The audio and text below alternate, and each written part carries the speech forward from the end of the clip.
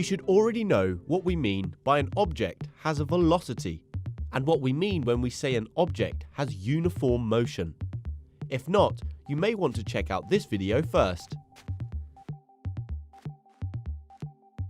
In this video, we're going to look at how the velocity of an object depends upon the forces acting on it.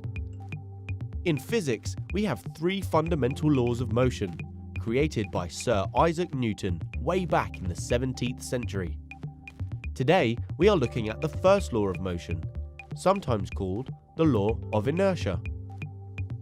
Newton's first law says that an object will remain at rest or in uniform motion in a straight line unless acted upon by an unbalanced force. But what does this actually mean? Firstly, it means that when an object is not moving, it will remain at rest until an unbalanced force acts on it. The statement also tells us that an object will remain in uniform motion in a straight line unless acted upon by an unbalanced force. Take a look at this ball here. As the child kicks the ball, they exert an unbalanced force on it, changing the ball's velocity and causing it to move. But as it rolls along the ground, the ball will slow down and will eventually come to a stop. Because the ball is slowing down, we can say that its velocity is changing. By Newton's first law, this means that the ball is experiencing an unbalanced force. In this case, it's the force of friction that opposes the motion and eventually stops the ball. Note that there is no forward force on the ball. She is no longer kicking the ball, so there is only backward frictional forces which slow the ball to a stop. Look at the diagram of the aeroplane shown. If the thrust of the engines is equal to the drag force, it will move forward at a constant speed. The plane will travel at constant height if its weight is balanced by the lift force from the wings. We have uniform motion. If the plane wants to move faster and increase its velocity, then the thrust force pushing the plane forward needs to increase.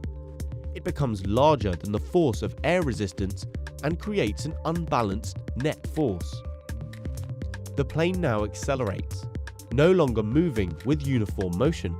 Drag increases with velocity, so very soon the plane will have balanced but larger forces again, and its velocity remains constant but higher than before.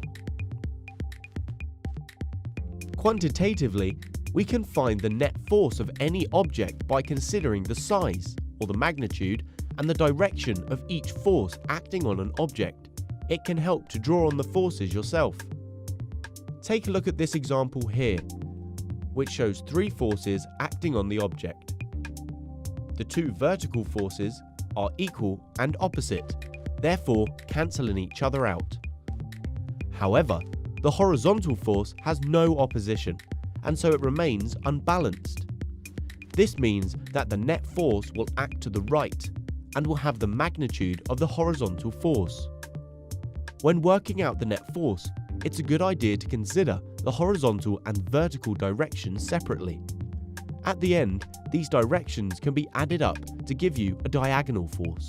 You can think of these forces to be a bit like points on a compass. If we add together north and east, assuming the forces are equal, we will get a result of northeast. Now you try. What direction do you think the resultant force will be here? Pause the video and have a go.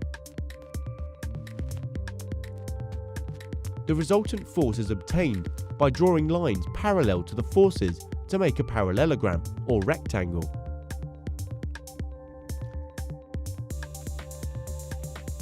Well, first of all, we need to find the resultant horizontal force, like this. Then, we need to draw the lines parallel to the forces to construct the resultant force. Did you get it right? To recap, Newton's first law of motion, the law of inertia. Objects will keep doing what they are doing when they experience no net force. They will continue to move with uniform motion or remain stationary unless an unbalanced force acts on them. This unbalanced force will cause them to change their velocity, speed, and/or direction, which depends upon the size of the direction of the net force. If you want to see how we calculate these net forces, then watch our video on Newton's second law of motion. If you liked the video, give it a thumbs up and don't forget to subscribe. Comment below if you have any questions. Why not check out our FuseSchool app as well? Until next time.